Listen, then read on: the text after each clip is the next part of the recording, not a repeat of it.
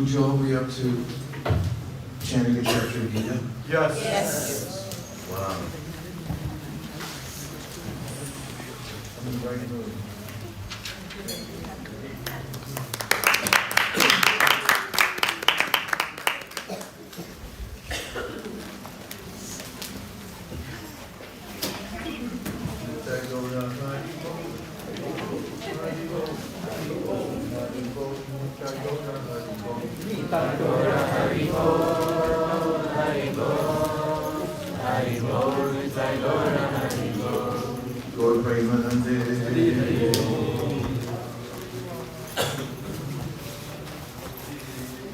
In the matter of the Bhagavad Gita as it is, chapter 9, Rajavijja, the most confidential knowledge,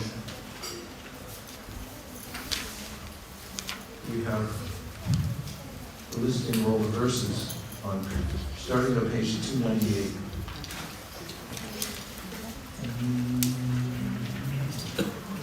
What do you think about preemptively moving up just a little bit? Could help. You don't have to go up the infield. Stay on the carpet. No, you don't have to move the mats up. That would be a major operation. I just thought to close a little space on account of leave everybody out. Hey, you can come. One of you should come. Okay, here we are at Bhagavad Gita, chapter 9. Let's see. All these ingredients are ready. Okay, you're there. Shri Bhagavan Vacha Idam Krite Vayamam Pravashyamya Suyate Jnanam Vijnana Sahitam Yatyatva Mokshase Shubha Rajavidya Rajaguryam Pavitam Idam Uttamam Pratyam Shavam Dharmyam Susundram Kartumatyayam Ashwadhamana Purusha Dharmasyasya Parantapa Aprapyamam Nivartante Mrityu Samsara Vartmani Maya Tatamidam Sarvam Jagadavyakramurtina Mastani Sarva Bhutani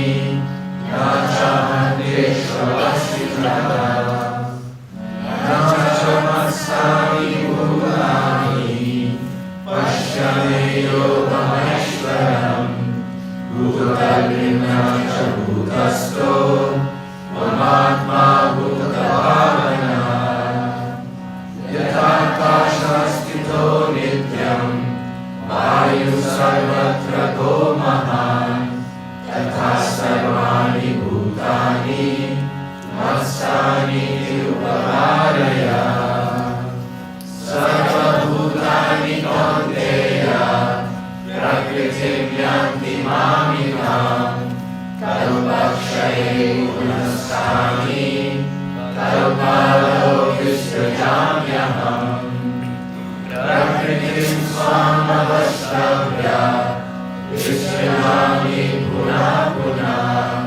Bhutagramam Imam Krishnam Avasham Prakrite Vasha Nachamantani Karmani Vibandhanti Dhananjaya Udasinam Vadasinam Asaktam Teshu Karmasu Maya Yakshena Prakriti Suyate Sacharacharam Etunanena Kaunteya Jagat Viparivartate Avajananti Mamura Manushim Tanumashritam Param Bhavam Ajananto Mahabhuta Maheshwaram Mokasha Moka Karmano Moka Jnana Vichetasa Rakshasi आसुरीं चैव प्रकृतिं मोहिनीं श्रिता महात्मानस्तु मां पार्थ दैवीं प्रकृतिमाश्रिता भजन्त्यनन्यमनसो ज्ञात्वा भूतादिमव्ययम् सर्वं कीर्तयन्तो मां यतन्तश्च दृढव्रता नमस्यन्तश्च मां भक्त्या नित्ययुक्ता उपासते ज्ञानयज्ञेन चाप्यन्ये यजन्तो माम् उपासते एकत्रेण पृथक्त्वेन बहुधा विश्वतो मुखम् अहं क्रतुरहं यज्ञः स्वराहमहमौषधम्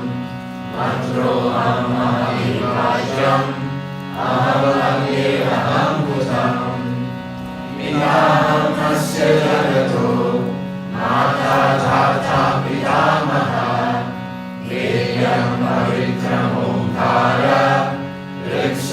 ऋक्सामयजुरेव च गतिर्भर्ता प्रभु साक्षी निवासः शरणं सुहृत् प्रभवप्रलयस्थानं निधानं बीजमव्ययम् तवाद्यहमहं वर्षम् निगृह्णामि उत्सृजामि च अमृतं चैव मृत्युश्च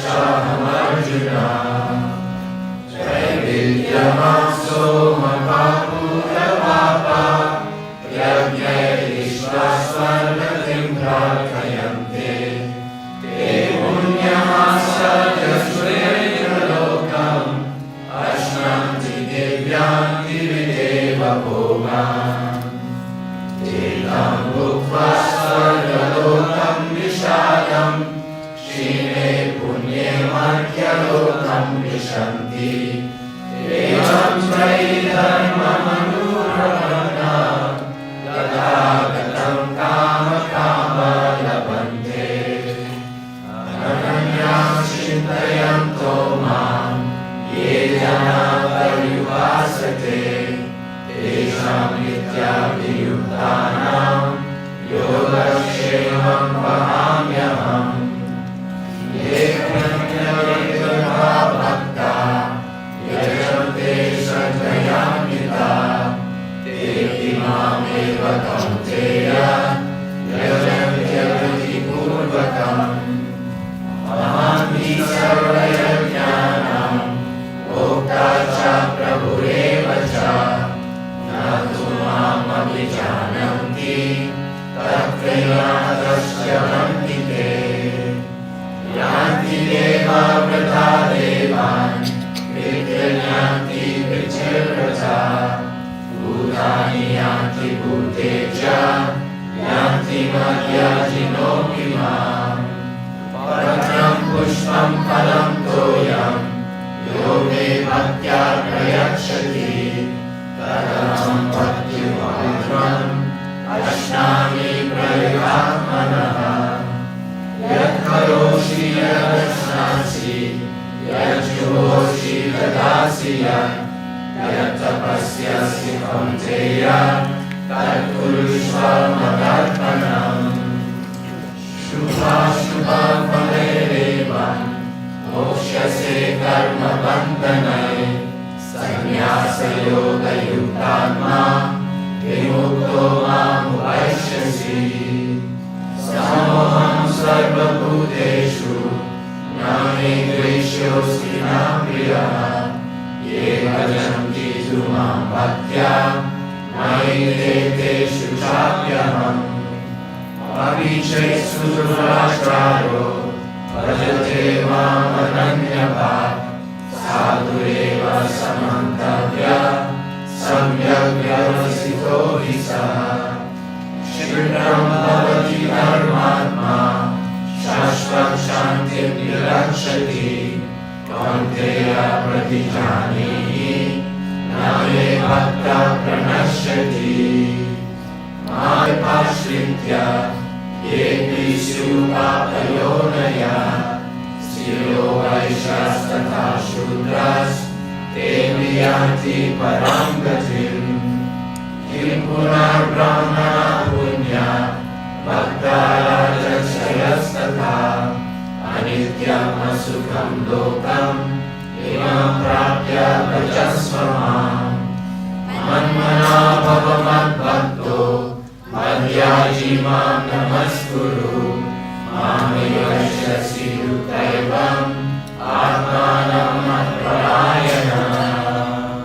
Om Tat Sat Srimad Bhagavad Gita Sri Brahmadhyayam Yoga Shastre Shri Krishna Arjuna Samvade Rajaguya Yoga Nama Namo Dhyaya Hari Om.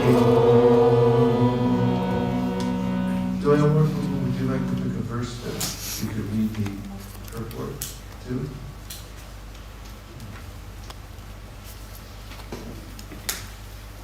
Verse 30, Guru Maharaj. Pardon me? Verse 30. Did you ask if somebody wanted to? I asked the Doyle Morphle.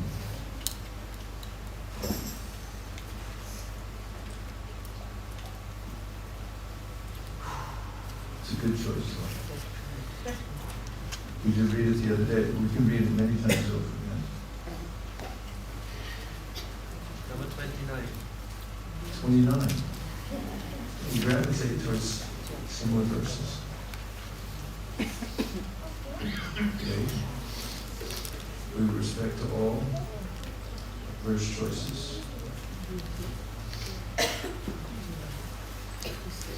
929.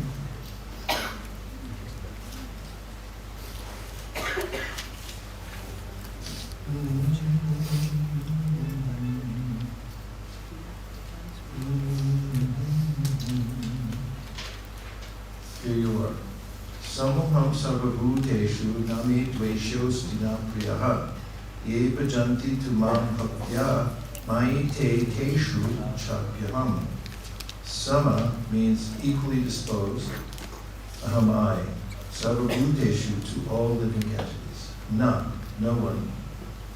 Me, to me. Dvesha, hateful. Asti is na nor, priya, dear, yea, those who, bhajanti, render transcendental service, to, but, mam, unto me, bhaktya, in devotion, mai, are in me, te, such persons, teshu, in them, cha, also, api, certainly, aham, I envy no one, nor am I partial to anyone. I'm equal to all. But whoever renders service unto me in devotion is a friend, is in me, and I am also a friend to him. Purport. One may question here that if Krishna is equal to everyone, and no one is a special friend, then why does he take a special interest in the devotees, who are always engaged in his transcendental service? But this is not discrimination, it is natural. Any man in this material world may be very charitably disposed, yet he has a special interest in his own children. The Lord claims that every living entity, in whatever form, is his son, and so he provides everyone with a generous supply of the necessities of life. He is just like a cloud which pours rain all over, regardless of whether it falls on rock or land or water. But for his devotees, he gives special attention. Such devotees are mentioned here. They are always in Krishna consciousness, and therefore they are always transcendently situated in Krishna. The very phrase, Krishna consciousness, suggests that those who are in such consciousness are living transcendentalists, situated in him. The Lord says here distinctly, Maite, they are in me. Naturally, as a result, the Lord is also in them.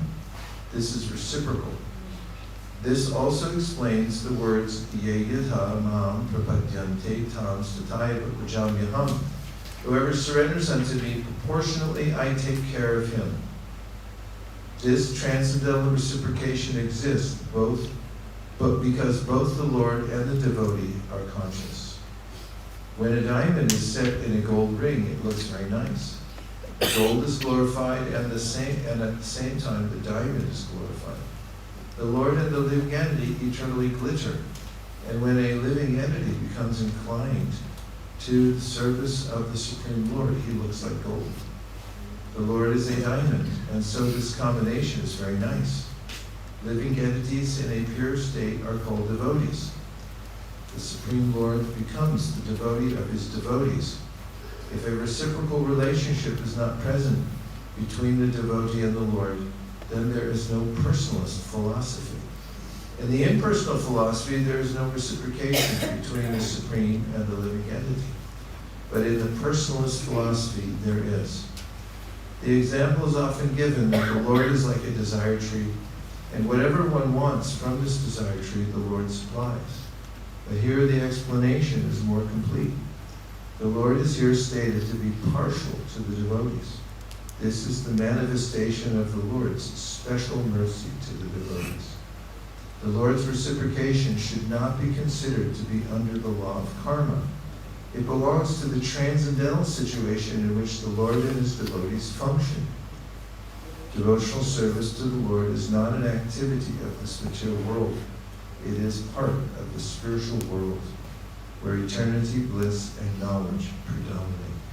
And now let's see if you have any reflections on the purport and verse, or questions that you think will expand the conversation, or at least start the conversation. Melanie. Hare Krishna.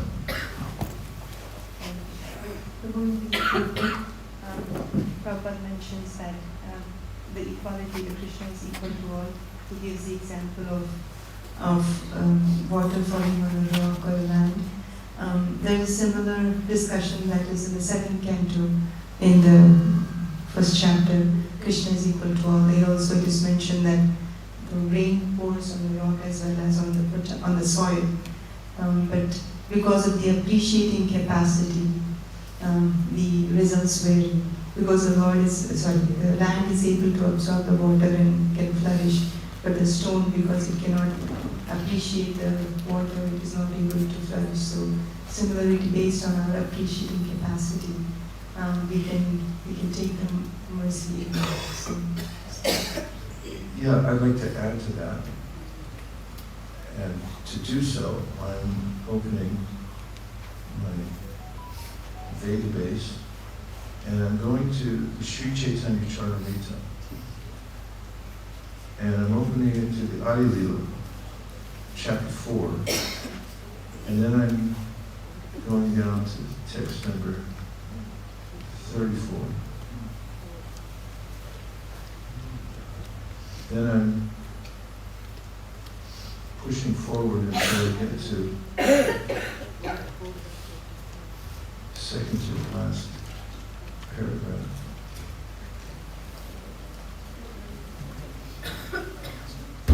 What's the verse number? And then 434, Adi Lila. And here we find 4 paragraphs from the end. The saying that the human form of life is the best position for devotional service has its special significance, because only in this form can a living entity revive its eternal relationship with the Supreme Personality of Godhead. Please give 3 verses that mention that the human form of life is the best position for devotional service and has special significance, because in this form a living entity can revive its eternal relationship with the Supreme Lord. Go. 1 each, though, not more, and you have to use the microphone and don't call it out. Swami Prasad Malini. Shami Raj. Would you like a microphone? You'd be happy. Ashram Bhagavatam, Canto 11. Nidehamadyam sulabham sudurlabham labham sakalpam guru karnatara mayana kulena labhasvateritam puman bhavatim nateretsa atmaha. The human body, which is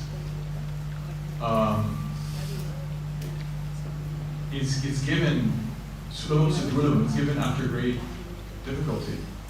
It's rare, and but it comes naturally. it's like a boat, and the guru is the captain.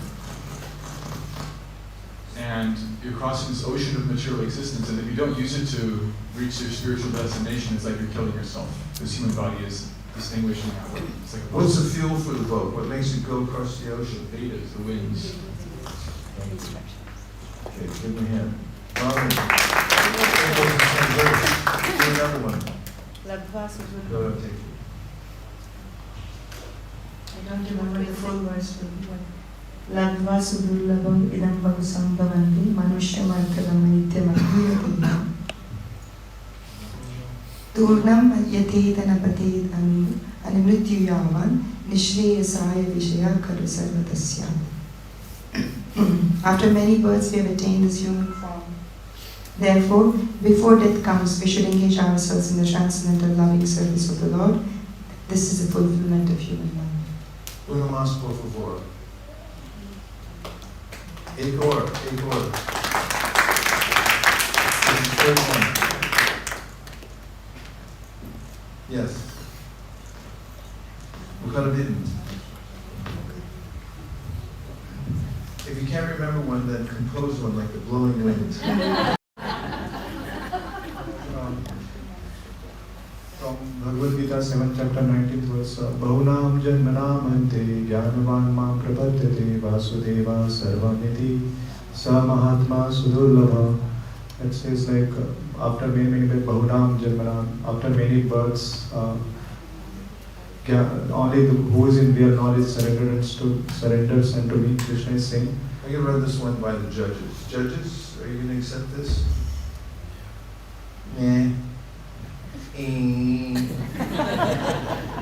One more. Here's what we're trying to do. The saying that the human form of life is the best position for devotional service has its special significance only because in this form can a living entity revive his eternal relationship with the Supreme Personality of Godhead.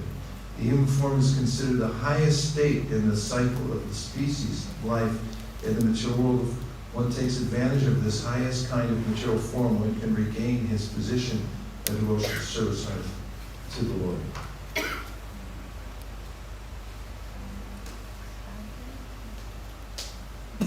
Yes, you got it.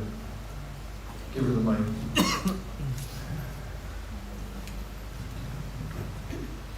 I think in Ishopanishad there is a verse that the person who doesn't utilize the human form of life is considered as killer of the soul. What is that verse for full credit? Starts with an A. I don't recollect. Who was a kid? Kids know this.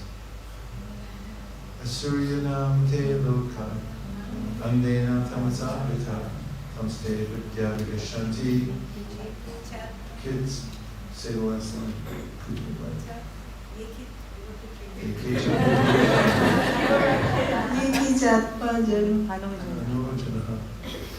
Killers, or whoever they may be, the sinners of the world full of darkness. Asurya namate loka andhena tamasagata tamste vigashanti ekicha anu. It's kind of the opposite side, right? If you don't take advantage of it, then you get into darkness. Did you have another one? I wanted it Bhajan's count. Bhajan's count. Tonight only. Go ahead.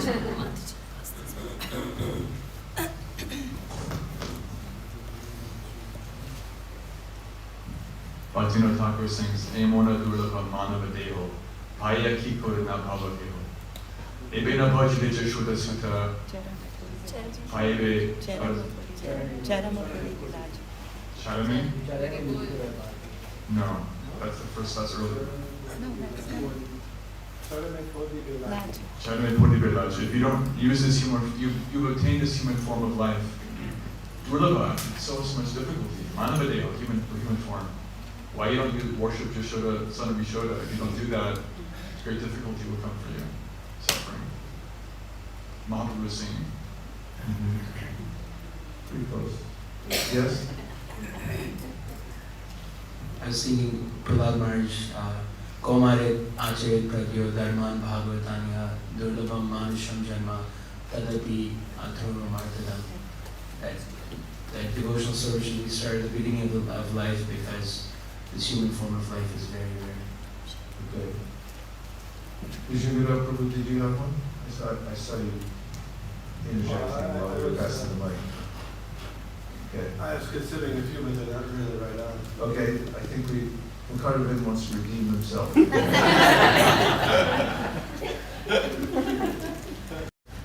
I hope this time I can make it. So, so it's 11th canto, 9th chapter, verse number 28, in which it says, the Supreme Personality of Godhead, expanding His own potency, Maya Sakti created innumerable species of life to house the conditioned souls. Yet, by creating the forms of trees, reptiles, animals, birds, snakes, and so on, the Lord was not satisfied within His heart. Then He created human life, which offers the conditioned souls sufficient intelligence to perceive the absolute truth and become pleased. Redeemed. How does it make you feel? Oh, you got another one? Yeah. Okay. Since you allowed bhajans. Since we've allowed bhajans, give him the mic. This from Narottam Das Thakur, Hari Hari Vipale Janma Goai. Manushya Janma Upaya Radha Krishna Na Bhajaya Janya Suniya Shakhaya. O Lord Hari, I have spent my life uselessly, having obtained a human birth and having not worshipped Radha and Krishna, I have knowingly twice. Okay. Okay. How does everyone feel now? Are you happy to be human? Yes. Okay, good. Here we go. Next slide. Next paragraph. Incarnations of the Supreme Personality of Godhead appear in all the species of life, although this is inconceivable to the human brain. Verse. Hint, it's the last verse of Divinity and Divine Service. Starts with a D. Bhavayatyesh satvena lokan vailokabhavana virabhakarukrato nevatiryanarashu. Means? Supreme Lord takes. Mike's there.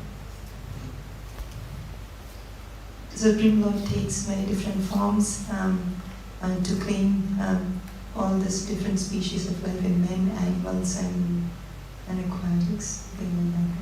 Yeah, all the different species of life. And okay, and goes on from here. The Lord's pastimes are differentiated according to the appreciating capacity of the different types of bodies of the living entities. The Supreme Lord bestows the most merciful benediction upon human society when He appears in His human form. It is then that humanity gets the opportunity to engage in different kinds of eternal service of the Lord. A verse that mentions that the Supreme Personality of God descends in human form. Specifically has to have that verbiage in it. Anugrahaya Bhaktana Manusham Dehamasrita Pratite Tadrishi Krida Yashritva Tatparo Vavet. That verse, you could look it up in Carvin. Where is it from? 11 canto. 10 canto, 32nd verse. 33 chapters. I can't hear you. 11:33, 11:33-36 36. says that the Lord shows special mercy when He appears in a human form, because it gives you something to talk about. Then the next paragraph goes to what you were saying, Lalani, special natural appreciation of the description of a particular pastime of you weren't saying this, but you were talking about appreciating capacity. This here, the idea is probably expands on the idea. Special natural appreciation of the descriptions of a particular pastime of Godhead indicates the constitutional position of a living entity. Adoration, servitorship, friendship, parental affection, and conjugal love are the 5 primary relationships with Krishna. The highest perfectional stage of the conjugal relationship, enriched by many sentiments, gives the maximum relishable melon to the devotee. Other points from the report that Doyle Warren especially picked out for us? Yes. Shambhati.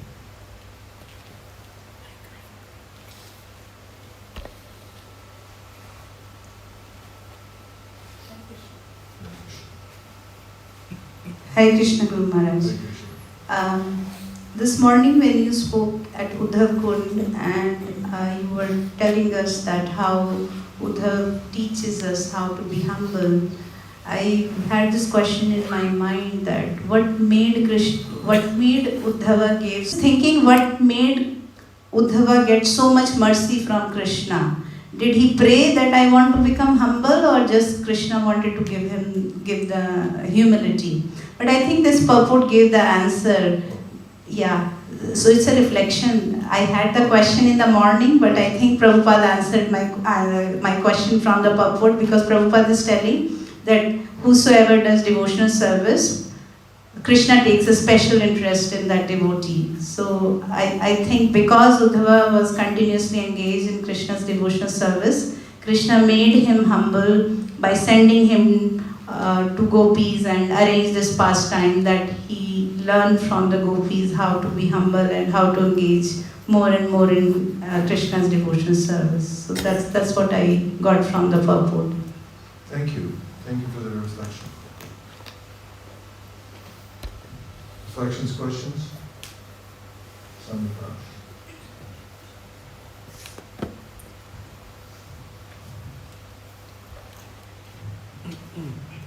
I like how Srila Prabhupada went out of his way to point out that Maite Teshu Chapyaham, that they're in me, Krishna says, and I'm in them, that he also is very much in their heart. And I was reminded of the 10th chapter, Chapter Shloki, Bhagavad Gita, where Krishna says, Tesham Sitati Yoganam, Bhajtam Priti Purvakam, Didamipati Yogam Tam Yena Mam Obhyanti, that for those who are dedicated to serve me with love, I give them the intelligence to come to me. And he elaborates on it in the next verse. So that there's a way in which, like, from within the heart, towards those persons he's talking about in this verse, he actually gives some special guidance. I thought that was really sweet.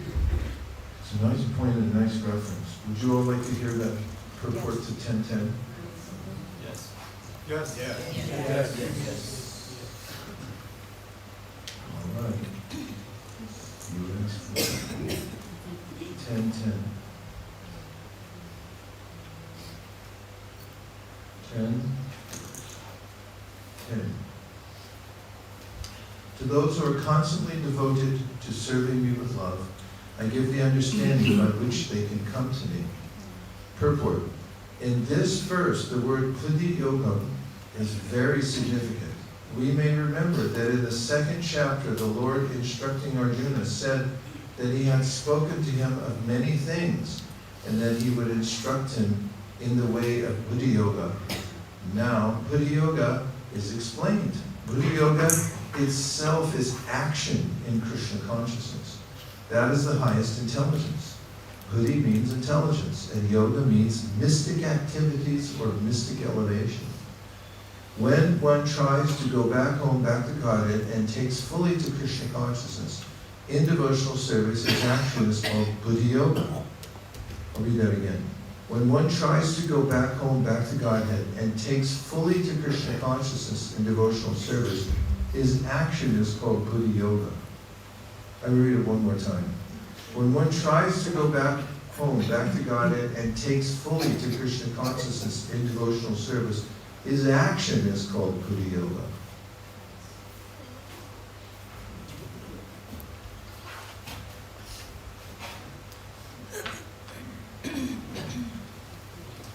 In other words, Buddhi Yoga is the process by which one gets out of the entanglement of this material world.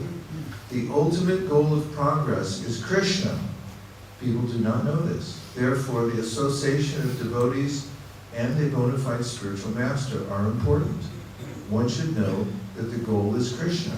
And when the goal is assigned, then the path is slowly but progressively traversed, and the ultimate goal is achieved. Give one verse from the Brahma Samhita that says the goal is slowly but progressively traversed.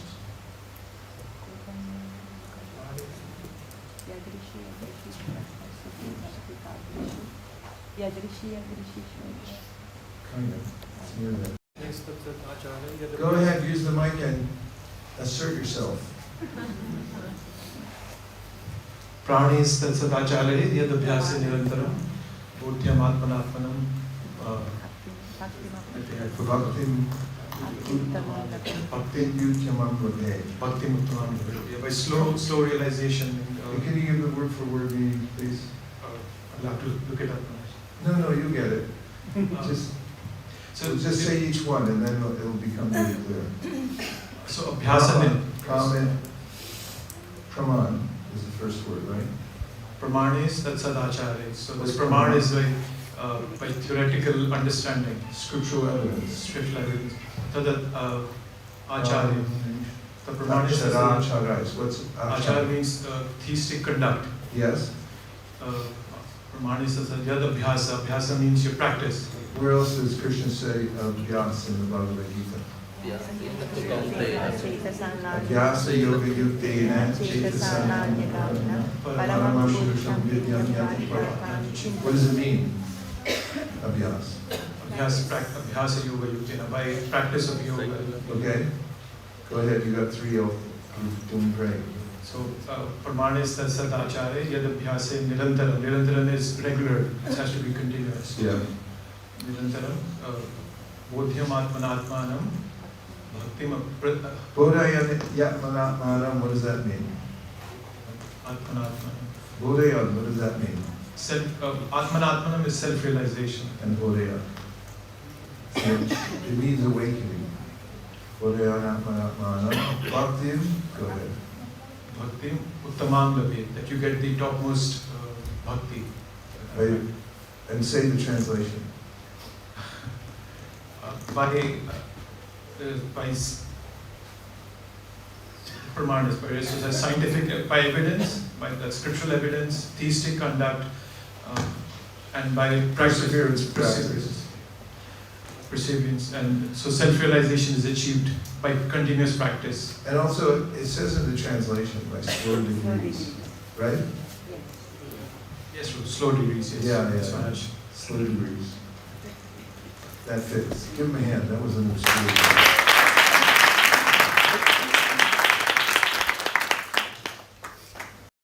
One should know that the goal is Krishna, and when the goal is assigned, that's interesting phraseology, isn't it? When the goal is assigned, then the path is slowly but progressively traversed, and the ultimate goal is achieved.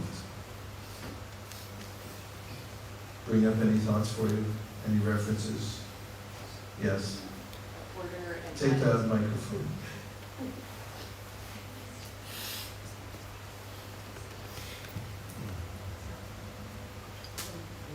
Just reminded me when we were talking yesterday about order and attitude. And so the goal is assigned. That's the order.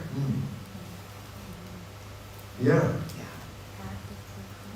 If you don't know where you're going, and you go, thank you then. That was the rabbit in Alice in Wonderland. When a person knows the goal of life, but is addicted to the fruits of activities, he is acting in karma yoga. When he knows that the goal is Krishna, but he takes pleasure in mental speculations to understand Krishna, he is acting in jnana yoga.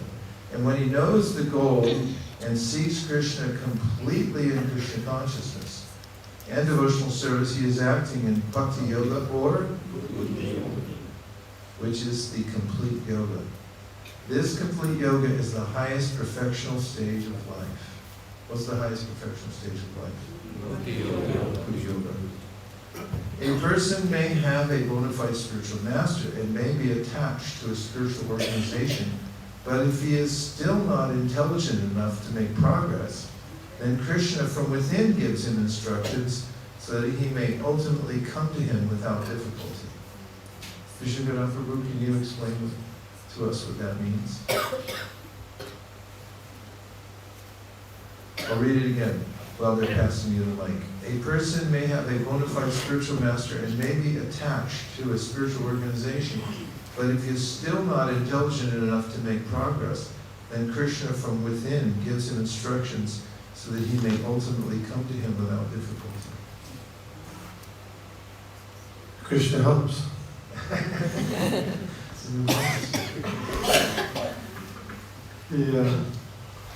We have a spiritual master, And one might be in a spiritual organization, whether it be ISKCON or other spiritual organizations, but by the regular activity of devotional service, Krishna as the super soul gives directions too. And it may be in a way that's not easily understood by the person initially. A verse that comes to mind is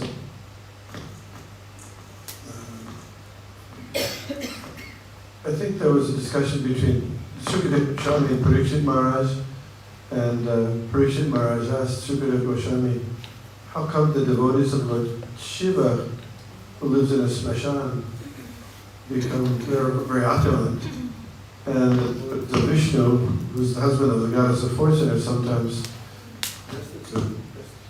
That's a battery issue, right? yeah. Sorry. So Give you trade in.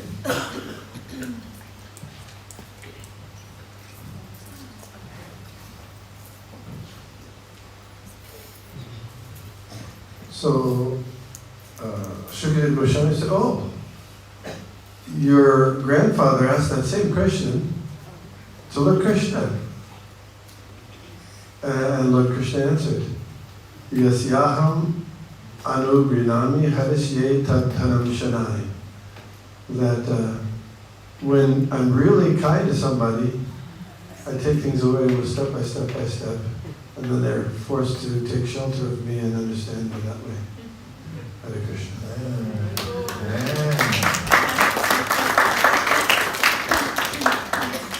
Thank you. Fantastic. Okay. A person may have a bona fide spiritual master and may be attached to a spiritual organization, but if he's still not intelligent enough to make progress, then Krishna from within gives him instructions so that he may ultimately come to him without difficulty. The qualification is that a person always engage himself in Krishna consciousness and with love and devotion render all kinds of services. He should perform some sort of work for Krishna, and that work should be with love. If a devotee is not intelligent enough to make progress on the path of self-realization, but is sincere and devoted to the activities of devotional service, the Lord gives him a chance to make progress and ultimately attain to him. Why are you smiling? I'd like to hear your next thought. Go ahead. I was just appreciating what Prabhupada was saying there. It fits so nicely. Yeah, I was too. It's really sublime and inviting. Okay, more realizations or reflections or questions to expand the conversation. Yes. Hang on. In the beginning of the second paragraph, Prabhupada is saying that Lord is like a desire tree and He gives whatever one desires. And the question is, it doesn't seem that we get our desires as we want them. Can you please expand upon that statement, what Prabhupada means that Lord fulfills everybody's desires? What does it mean that the Lord fulfills everyone's desires? Well, one of the ways Prabhupada explains it is that He also metes out what one deserves. And a prevalent phrase was first deserve, then desire. You may want to go to, well, of course you probably did, like go to some big school. But somebody may say, I want to go to MIT. And then they got all C's in high school. And then you may say, okay, Shnicky, good luck. You may or may not get that. Because there is a way in which when somebody interacts with the material world, there are various factors in play. Krishna describes that there's 5 factors of action. One of them is the super soul, and there is our own volition as well, and there's the interaction of our senses with the material nature. And therefore, the ways in which we end up where we are have a lot to do with these combinations and permutations. And Krishna is expert. He is able to fulfill desires, obviously. For devotees, as we've read over the last few days, or maybe I didn't quote this verse, but it fits here. When it comes to devotees, Satyam dishyati artito artitam pranam, naivartito yat punar artito yata, swayam vidate vajatam anichatam ichat vidanam nijapada palavam. In 5th canto, in which great verse says that a devotee may petition Krishna for benedictions that aren't savory, they're not good for him. And Krishna will fulfill the desires, but he'll do it in such a way that the person won't want it anymore. And there's a paraphrase of the verse, because it's quoted in the Chaitanya Charitamrita, in which the Bengali translation, or the translation from Bengali says, and it's revealing Krishna's mind, that Krishna says this person who's asking for material benedictions may be a fool, but I'm not a fool. Therefore, I will fulfill the desire, but I'll do it in such a way that the person won't want to ask for it again. Nijapada palavam, to cover the desire. And so, Krishna's expert like that with devotees. If a devotee has last vestiges of material desires and asks Krishna for it, he gives it, but then it's given in such a way that the devotee realizes that I don't want anything but Krishna. And as far as the fulfilling the desires of living entities, there's also the factor of how much they deserve. And the desire may be fulfilled after some time when the person deserves it, because in the material world, there's tit for tat. Samaham sarvabhuteshu nami dveshos nidam. Krishna is equal to everyone, but he also metes out justice and fulfills people's desires according to what they deserve. Ye bhajanti tumam bhaktya mayaketeshu chapyaham. The second half of the verse has to do with those who are surrendered to Krishna. And he gives special consideration by taking away their material desires instead of just fulfilling them in due course of time. And he also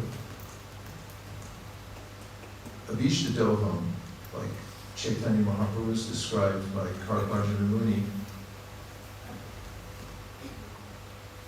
in the 11th canto of Srimad Bhagavatam. The counterpart to Tekvasa Dusajam Saripchidarajalakshmi, what's the other one? Jayam Sada. Deyam Sada Paribhavanam Ishtadoham. It's a description of Govardhana Muni says what Chaitanya Mahaprabhu is fit to be meditated on. And Abhishtadoha means he fulfills the desire of the devotee, but he's also known as Vanchantita.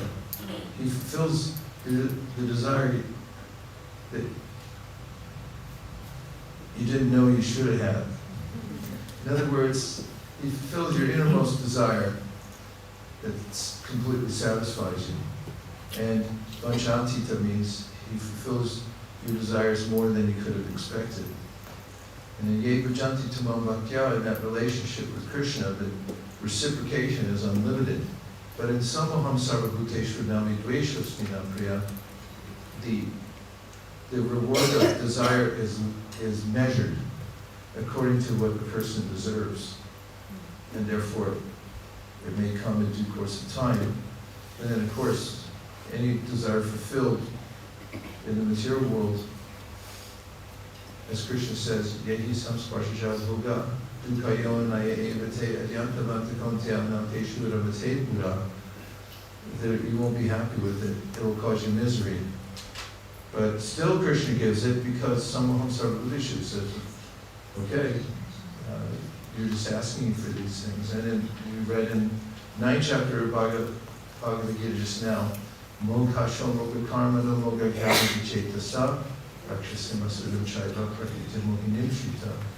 If one is endeavoring for various material benedictions and desires, if one's attitude isn't right, asuriyam bhavam, he has a asuric bhav, not a devotional bhav, then mogasha, he's baffled. Mogasha moga karma no moga jnana vicetasa. The knowledge you try for gets baffled. The karmic results you try to get, those are baffled. Mogasha moga karma no moga jnana vicetasa. So it's an uphill battle with the material desires being fulfilled. When Chaitanya Mahaprabhu took sannyas and he went out with some of his followers to look around God's creation, he turned around and asked them, did you bring anything? And they said, no, we didn't bring anything. You didn't tell us to bring anything. And he said, good. I want you to see how the Lord takes care of all living beings. And he said, you may note that the world is stockpiled with food and money, but people can only get what they deserve.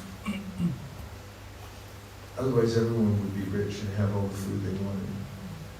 And then he said, sometimes a king who's supposed to eat a royal feast every day becomes angry at an enemy, and he's so confounded by the situation, he said, okay, I'm fasting.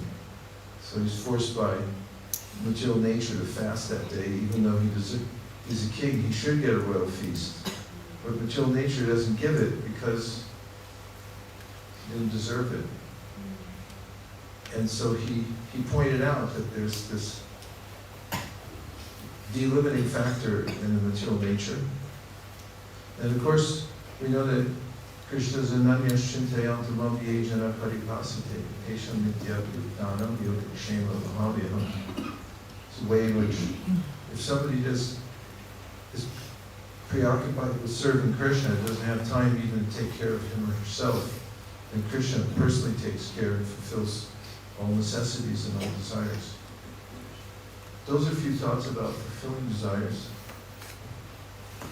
Would you like to? Can I ask a follow-up question? Yes. Can you give some ways by which I can increase my deserving capacity for, if assuming that I can, some ways by which I can increase my deserving capacity for spiritual progress? Chant good rounds. Follow four regular principles. Be a kind friend to all living beings. Don't criticize devotees. That really limits your capacity, because when you hear criticism of devotees, it leaves a little mark, a little ink on smear, so it's really hard to remember. So, as Prabhupada mentioned in the verse, slowly, we become more and more qualified. Just by being faithful and following the process.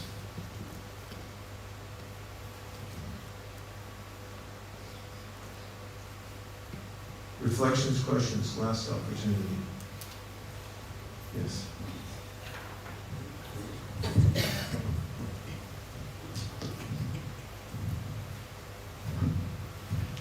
So, a reflection and a question.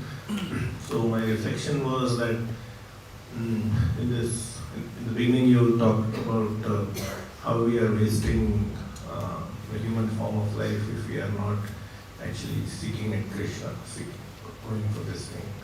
And I thought it is so very similar to this material world also, where there is an emphasis on efficiency. You are given something, try to maximize its potential. Right? Even in the secular literature, you have Maslow's hierarchy of needs that talks about how you should go for self-actualization. So it is not there's no dichotomy. People usually think that the spirituality is something disconnected from this material world, but they are aspiring for efficiency, perfection. That concept is there, but we really know what is efficient. The human form of life, the most efficient way of using it is to become a devotee of Krishna. It's the same concept, I thought. So that's my realization. And the question was on Chaitanya Mahaprabhu, the thing that you said, that everything is there in this world, everybody gets what he deserves. So I was thinking, is this not similar to fatalism, where it says that everything is predetermined? I know it is not same as fatalism, if you could explain the difference between fatalism and what Mahaprabhu said. What is fatalism? Fatalism is the idea that everything is already decided, it's predetermined, what you will get. That's what. And what would you like me to compare that with? Chaitanya Mahaprabhu's point that that you explained when you said that did you get anything? He asked his followers, and he said no, we didn't get anything. He said yeah, everybody. Well, Narada Muni says tasyaya hetu pariyate kovina nalabhyate yat brahmatam pariyata nalabhyate dukkhavaranyata sukham kalena sarvatra kavirarasa. And this is commonsensical advice, in which he says that kalena sarvatra kavirarasa. There's a natural way in which things come to us because of our past activities. In due course of time, things are going to come. Just as you get bad things even though you don't ask for them, right? Yes. Say yes. Yes. And so he says similarly, the good things will also come naturally because of our previous interactions with the modes of material nature. So it's sort of a bank balance that will come or not come. That part is already set. But what's not fatalistic is he says that you have the opportunity to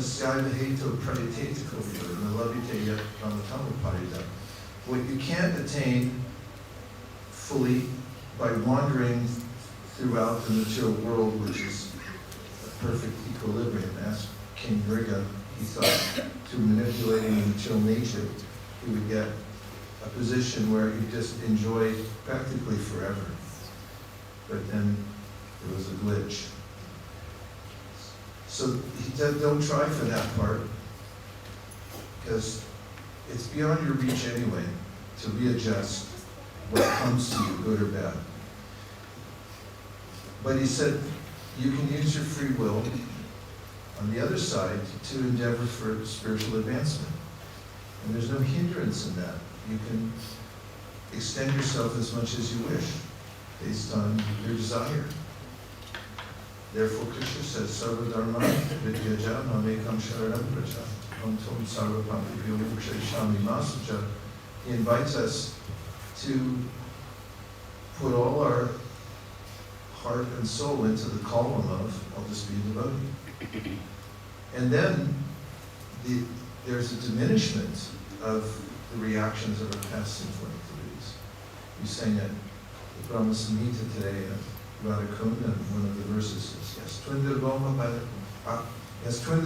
Aktarendra Mahosapara, Nam Rupa Palabhajana Matanoti, Karmani nirdahati kinticha bhakti bhajan govindamani purusham tamaham bhajami. If you're engaged in bhakti bhajan, then you're diminishing any of the previous karma anyway.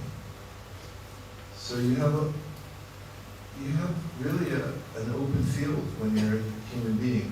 Prabhupada said you just need two things, knowledge and practice. And if you have those, then it's not at all fatalistic. Vedanta Sutra, Vyasadeva says, since the Shastras tell you, as a human being, who are they for? They're for the humans, that you can rise, where it's telling you practice, get knowledge, and then improve yourself, therefore you can do it. So you're not bound to karma, you can get smart and do the right things, surrender to Krishna. Then you'll be fine. This free will and everything is this free will executing it in devotional service is totally understandable. Could you elaborate? Well, if you get, I'm sorry, go ahead. I was wondering if you can give some guidelines on how to the endeavor that we put for non-devotional things, for the material in the materialistic world, for a better job, for a better position.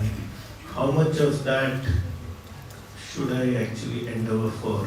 If everything is predetermined, should I endeavor for it? Because even Krishna told Arjuna to put his best, right?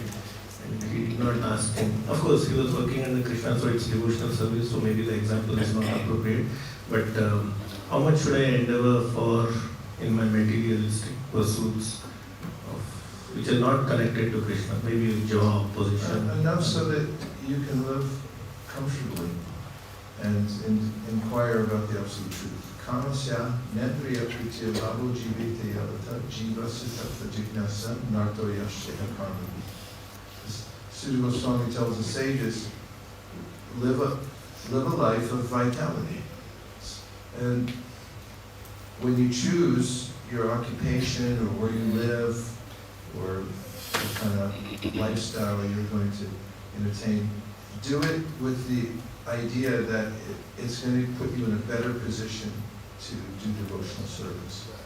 So one of the sutras you can keep is whenever you're making decisions about your life, ask if it's going to be helpful for your devotional service or not. For instance, let's say you're choosing a house and you can get more house somewhere else, but it turns out that it's really far away from sadhusanga, from devotee association, and maybe it's far away from your service, and then you think, yeah, but it's such a nice house. But then you might calculate, how often am I actually going to go there and do my service if I live that far away? Because even an extra 15 minutes can make a difference, right? Yes. And then you say, okay, well, I'll take the smaller house because it puts me right next to the service. And in these cases, when you make your life decisions based on what's best for serving Krishna, and even if it's a wrong decision, materially Krishna makes it right.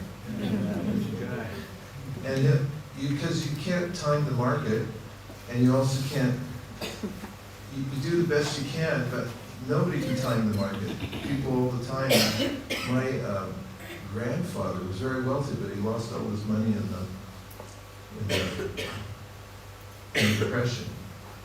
And you know, anything can happen at any time. So it's better to make your choices based on what's best for your service, and then take what you need.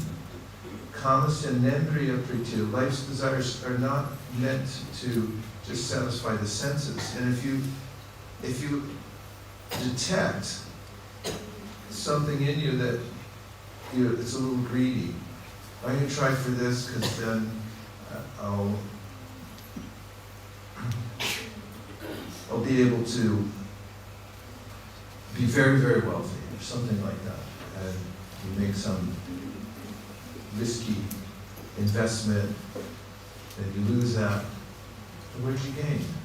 But if you eschew those types of impulses in favor of, let me think more about my lifestyle choices, what I'm going to choose so that I can be foursquare in devotional service for my family and for myself.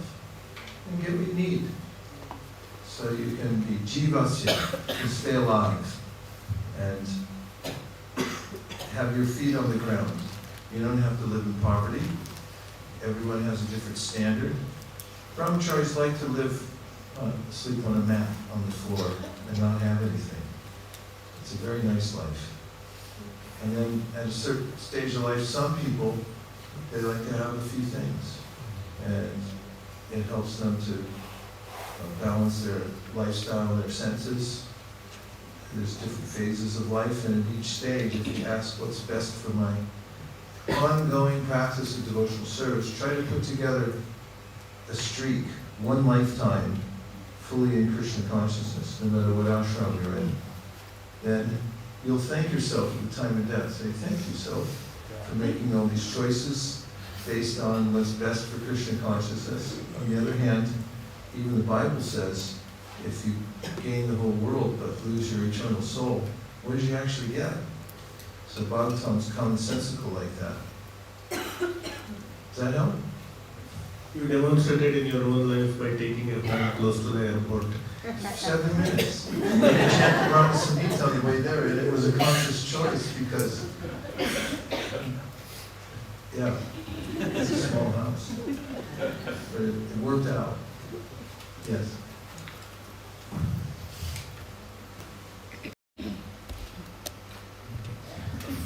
From our discussion, we understand that Krishna fulfills our desires such that we don't get that particular desire again.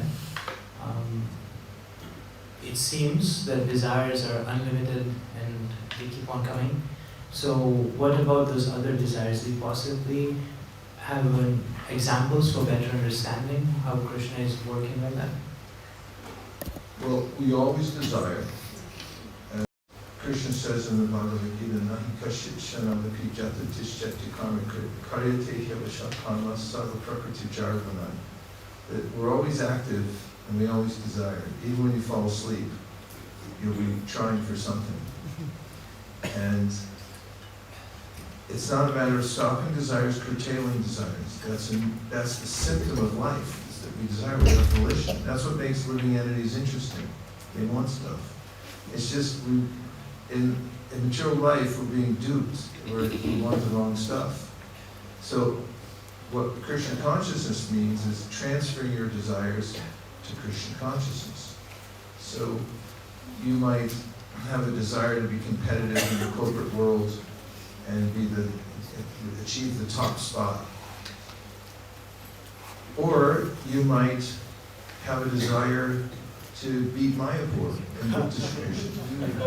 And say that one way or another we're going to make a plan and we're going to gradually sneak up on him and we're going to beat him, just like we beat LA. And that's also a desire. But it's in the realm of Krishna consciousness. And if you start developing desires, instead of buying jewelry for your girlfriend, you might see jewelry everywhere and you think, oh, Krishna would look so nice in that. And if you think about cooking and cuisine, you can be a foodie. Vishnu's a foodie, but he's a foodie for Krishna. If you start talking recipes, you'll be there all day because he knows sweet and sour sabji. He's collected them all the time, but his main purpose was to satisfy the senses of Radha Govinda and of the devotees. So you can be a foodie. You can even be musically inclined and transfer that in an authorized way through singing for Krishna. And all of these things are based on impetus of the soul. So just transfer it to pleasing Krishna senses. And then you'll be happy. And if you do it to satisfy your own senses, you'd be disappointed. You can see how disappointed people are, even when they get their desires, or especially when they get their desires fulfilled. Oftentimes, poor people are happier than very wealthy people because at least they have hope. They still hold out hope that maybe someday I'll be rich and I'll be happy. But rich people are already rich, and then they say, God, how come I'm not happy? And then they become desperate. And it's a really sad situation. But if from the very beginning you align your desires with pleasing Krishna, then there's a way you naturally feel happy. The census Prabhupada said once went on strike because they were thinking, we work so hard and the stomach just accepts all this food, and why should we serve the stomach? And after they were on strike for 5 days, they all got back together again and said, this isn't working. We feel worse. So let's go back to feeding the stomach, and then they were revived. So we can be revived by just giving to Krishna and conforming our desires to serving Krishna. You can be very ambitious in Krishna consciousness. Why not memorize the whole Bhagavad Gita or something? Or decide that you're going to be on time for every Mangalartik. That's a challenge.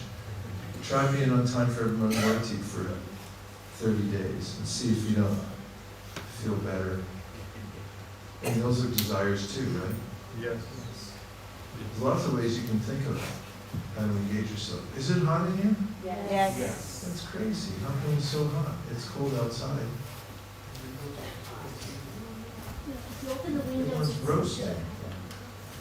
Well, okay, now we have a special treat. We're going to call Vishnu Gadad Prabhu up here to sing his favorite song and teach us the song. We have it all printed out for you. What's sit in a chair with a harmonium, or sit on the floor. Give him a mat. A mat and a harmonium.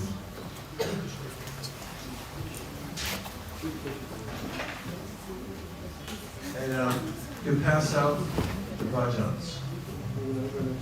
Who's got them? Does anybody know what the bhajans are?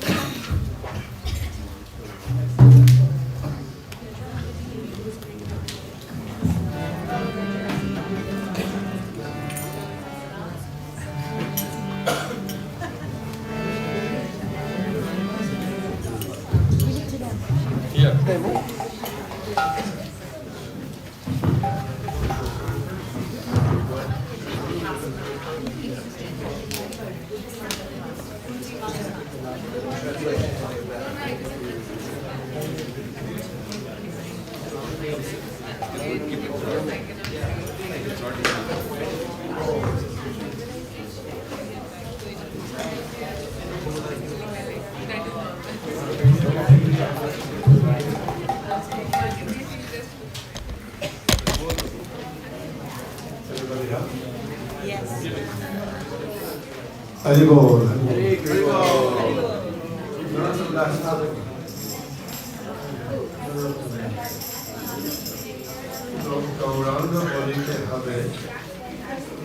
When will that opportune moment come to us? Pulaka Sharir. Sharir means, Sharir means body. Pulaka Sharir is the body gets goosebumps.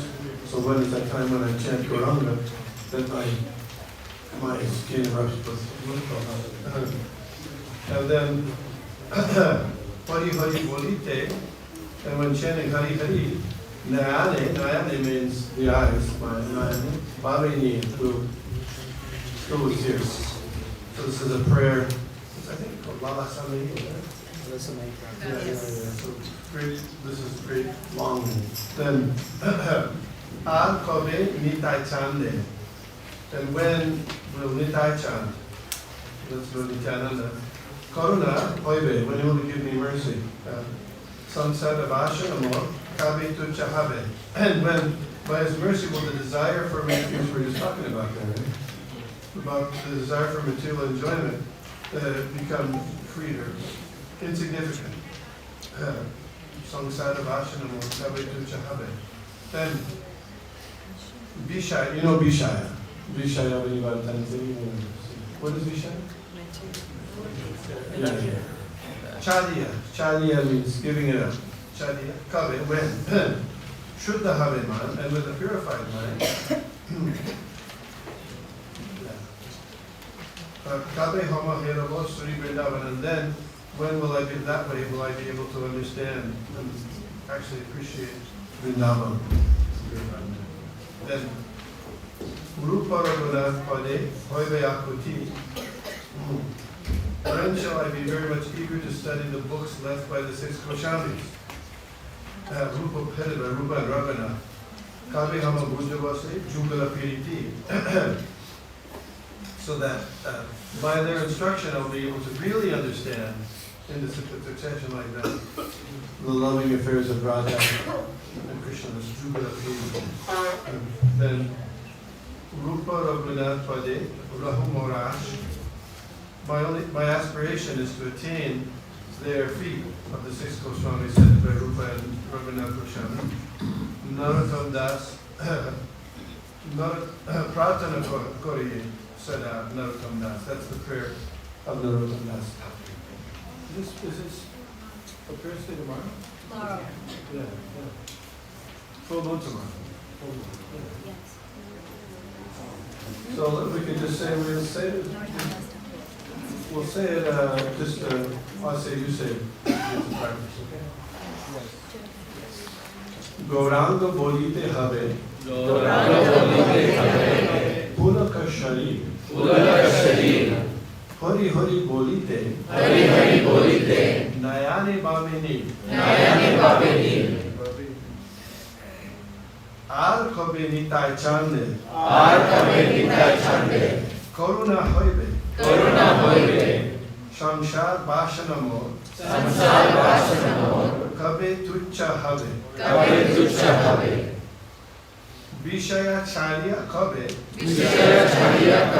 Shuddha have man. Kabe Hana Herovo. Sri Vrindavan. Rupa Raghunath Pade. Hoibe Akuti. Kabe Hama Bhujavo. Se Jugala Piriti. Rupa Raghunath Pade. Rahu Mor Ash. Prarthana Kore Shada. Narottam Das. So, Srila Prabhupada, when he would chant, he would usually chant one verse again and again and again and again. It's, it's a meditation. I'll try to do that a little bit.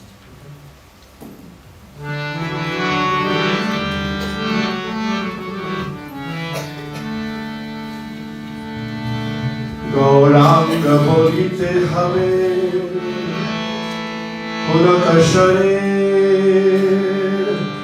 Hari Hari bolite, Nayane baberi.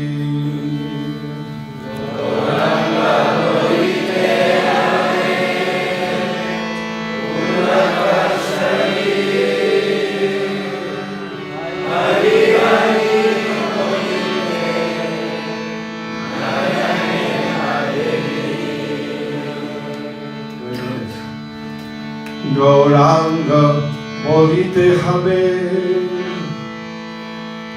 Pulaka sharir. Hari Hari bolite, Nayane baberi.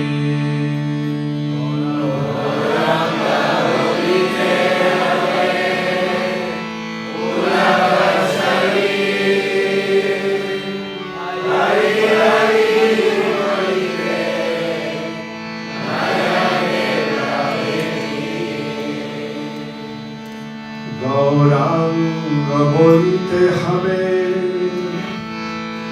Pulaka sharir. Hari Hari bolite, nayane babede.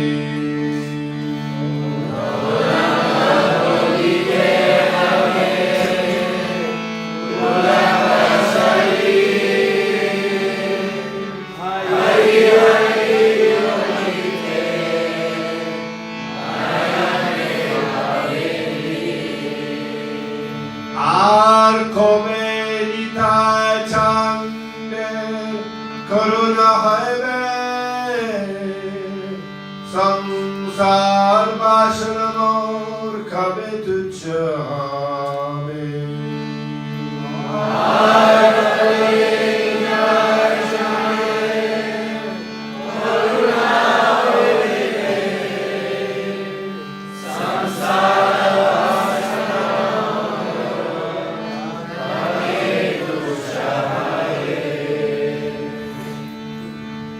আর কবে নিতাই চান্দের করুণা হইবে সংসার বাসনা মোর কবে তুচ্ছ হবে।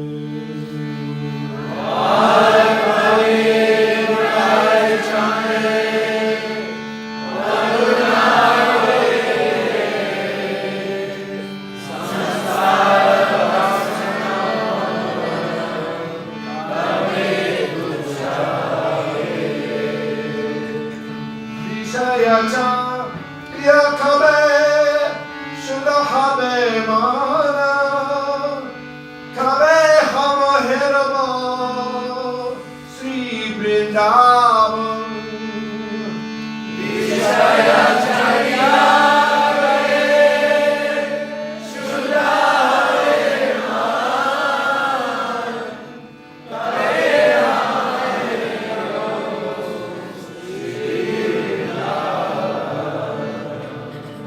বিষয়াচার্য কবে শুদ্ধ হবে মানা কবে হম হেরব শ্রী বৃন্দাবন।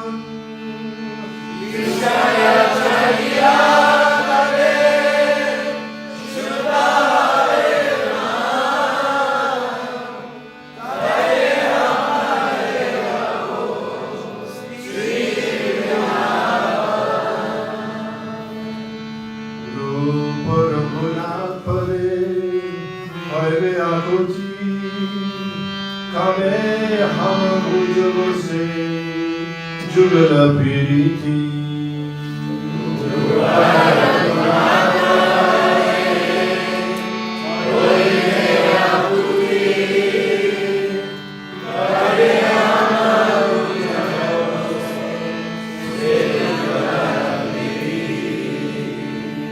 রূপ রঘুনাথ পদে হইবে আকুতি কবে হম বুঝব সে যুগল প্রীতি।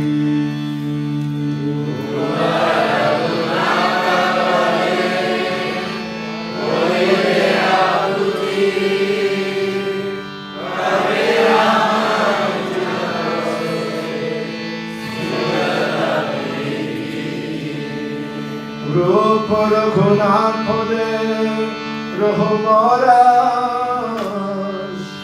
প্রার্থনা করে সদা নরতম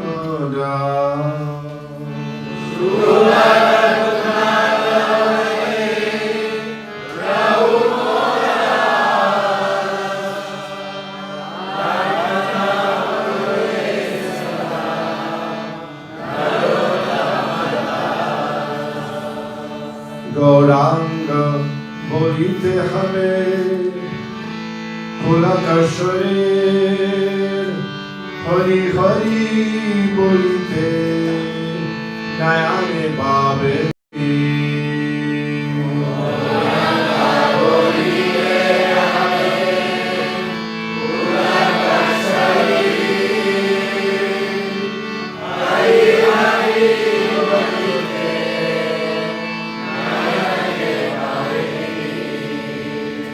গৌরাঙ্গ বলিতে হবে পুলকেশ্বরের হরি হরি বলিতে নয়নে ভাবে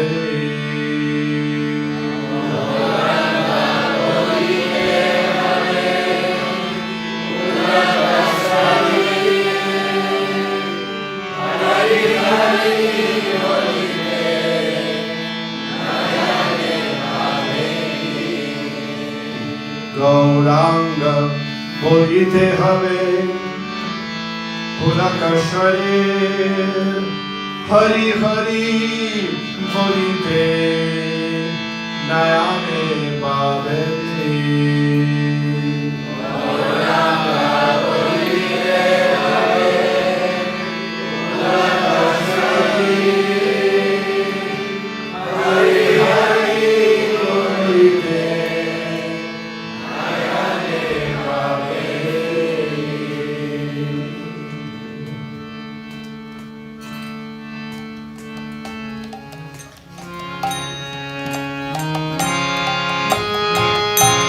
Hare Krishna, Hare Krishna, Krishna Krishna, Hare Hare,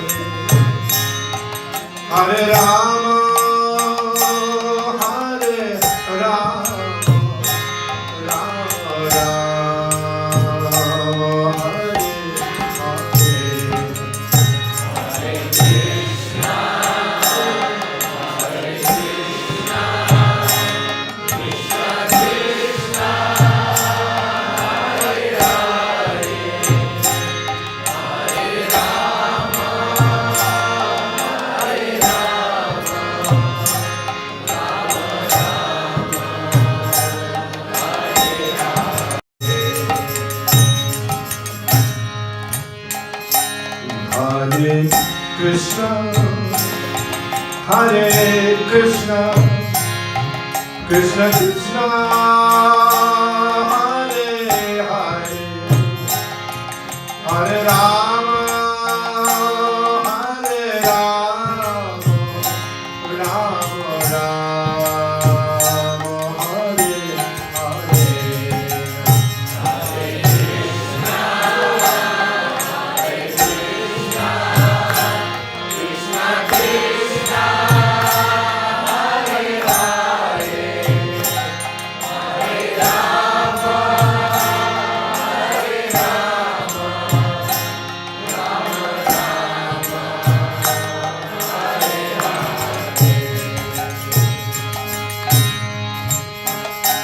Hare Krishna, Hare Krishna, Krishna Krishna, Hare Hare, Hare Rama, Hare Rama, Rama Rama, Hare Hare.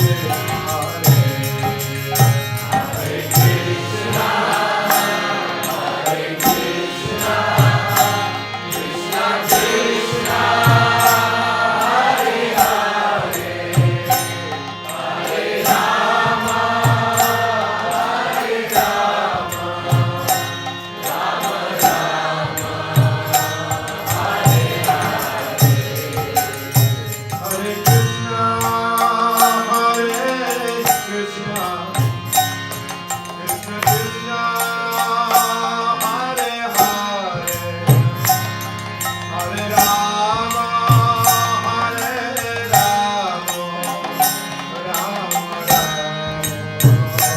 Hare Hare.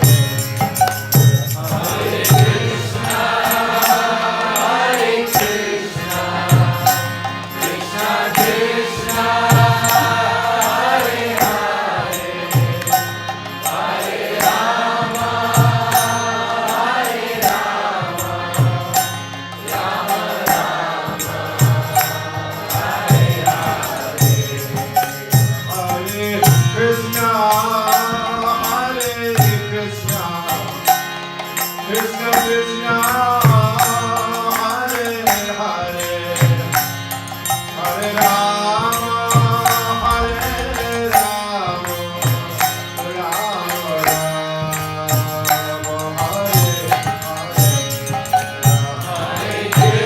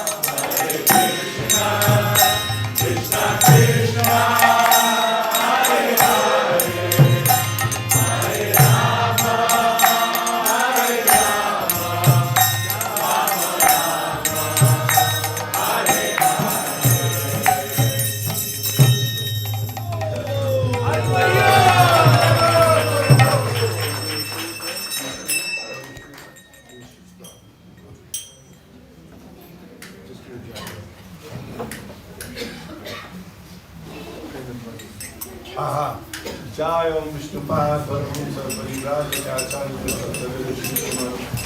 His Divine Grace A.C. Bhaktivedanta Swami Maharaj Prabhupada Ki Jai. Jai Om Vishnupad Paramahamsa Parivrajakacharya Prashtadarishi Srimad His Divine Grace Bhakti Siddhanta Saraswati Goswami Maharaj Prabhupada Ki Jai. Ananta Koti Vaishnavinda Ki Jai. ISKCON founder Acharya Srila Prabhupada Ki Jai. Nam Acharya Srila Haridas Thakur Ki Jai. Prem se kaha Shri Krishna Chaitanya Prabhu Nityananda Shabdait Gadadhar Shivashadi Gaur Bhaktavinda Ki Jai. Shri Shri Radha Krishna Gopa Gopinath Shyam Kund Radha Kund Giri Govardhana Ki Jai. Vrindavan Dham Ki Jai. Navadvip Mayapur Dham Ki Jai. Jagannath Puri Dham Ki Jai. Ganga Mai Ki Jai. Jamuna Mai Ki Jai. Tulsi Devi Ki Jai. Bhakti Devi Ki Jai. Shraveta Bhaktavinda Ki Jai. Gaur Premanande. All glories to the assembled devotees. All glories to the assembled devotees. All glories to the assembled devotees. All glory to Shri Shri Guru and Shri Gauranga.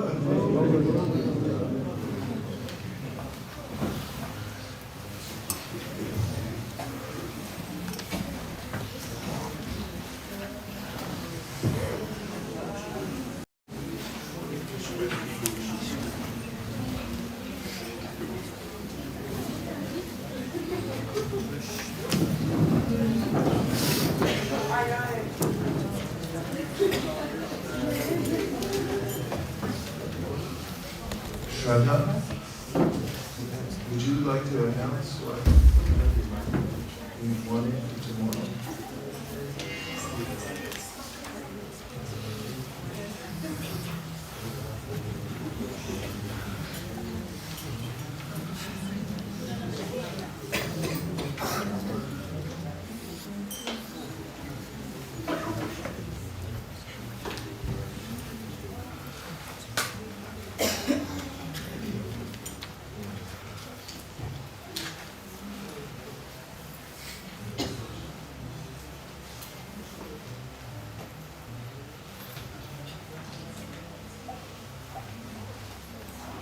Hare Krishna, devotees. Hare Krishna. So today was a long day, isn't it? Some of you I know had twice the parikrama. Can you bump up? Yeah, thank you. Yeah, I think the parikrama program started from 2 a.m. today. And then people went in batches, and I think the last batch took the whole parikrama, so that's awesome. So let's give a big round of applause. It's a big achievement, right? Yes. Yes, achievement of the lifetime. Yeah. Yes, a few about, let's first answer Guru Maharaj's question as to what we have won for tomorrow. We are going to go to two places. One is Tel Kadam. There is Vrindakund. So it's going to be a nice and a rich day, starting in the morning at 6 o'clock here. We're going to do Tulsi Puja. We'll do Japa. We will have Srimad Guru Puja. We'll have Srimad Bhagavatam. We'll have Prasadam. And then there'll be 3 big buses that will come. And we will go to Tirkadam or Vrindakund like that for tomorrow. So we will depart from here, like normally the Srimad class ends at 8:30. So we'll just proceed to have prasadam there. I'm just requesting if you can finish the morning first quickly, and then start boarding the buses. You know, the buses will come at 9 o'clock sharp. They'll be here, so we can start boarding. Those of you who have helped us with the boarding, unloading from the buses, please continue. If you can show me with the raised hand who you are. So we have Surukund Prabhu, we have Nitai Kirtan Bihari Prabhu, we have Raghavacharya, we have Mukharvinda. Well, I think we have 3 buses. Did I miss anybody? Okay, thank you. And then we will be taking our flags also there. We have Mikla Mataji and Brajavilasari Mataji who are going to help us with that. Is Bhagavat Singh Prabhu here? So yeah, please can you give that thing to Guru Maharaj? So while Bhagavat Singh Prabhu is getting ready, this is for those who have joined us for phase 2 of the yatra. We have already done that for the phase 1. And if somebody can use that remote and remove the flickering thing there at the back, just press the remote a few times, it will stop flickering. So we'd like to, for those who have participated in phase 2, could you raise your hands who have come to only phase 2 of the yatra? Awesome, that's perfect. Yeah, so for you, there is a souvenir so that you can remember the yatra. And Guru Maharaj is going to show you that. Let it go.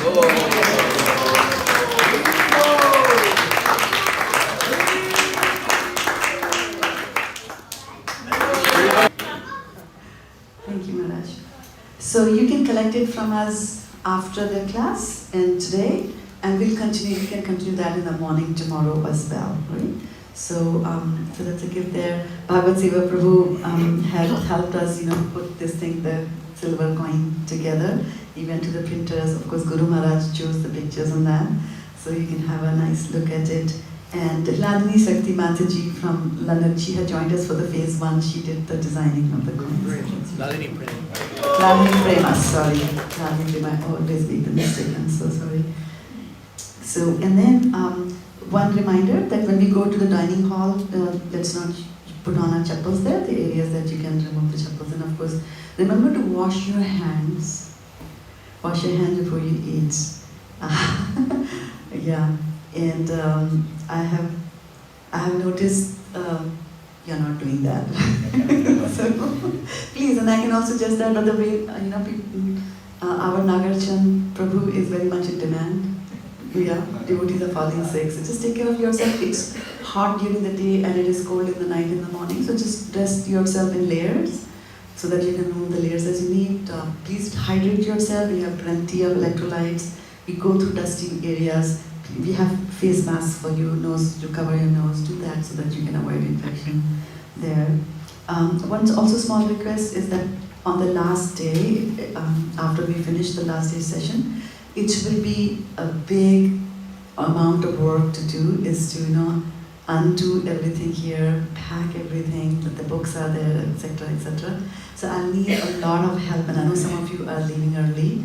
14, some are leaving early on 15. But if you can help me, even for like a couple of hours on the 14th night, that will help us a lot. Our Vijay Govinda Prabhu from here is going to take everything and he's going to store it in Noida near Delhi for us. So let's give him a round of applause.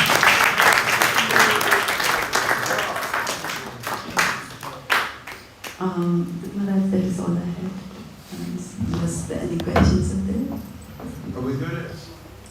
What time in the morning? We'll start at 6 a.m. as usual. Well, it wasn't usual for phase 2 yet. Yeah, that's true, yeah. It wasn't usual for trying not to worry. How many you were saying? 5:54 or 6. 5:55. 5:55. We were doing in Puri together a couple of days, and then we also went for chapel walks. The last couple of days, it was really nice on the beach. In any case, 5 to 6, Tulsi Puja, right? Yes. 5:55 Tulsi Puja here. Yeah. Are we good at Brindakund? Did we get? No, the Vinamra is still connecting to them. They're not picking up the phone. Well, that's not a good sign. That's, yeah. Yeah, but we'll be on it. Okay. Dear Srila Prabhupada, dear Shri Chaitanya Mahaprabhu, Shri Panchatattva, Shri Radha Madan Mohan, Shri Giriraj Maharaj, if you so desire, please instill in our hearts a desire to serve in lotus feet without reservation. Thank you for considering our requests. Om Tat Sat. Everyone who agrees with this prayer, in whole or in part, please unmute and say Hare Krishna.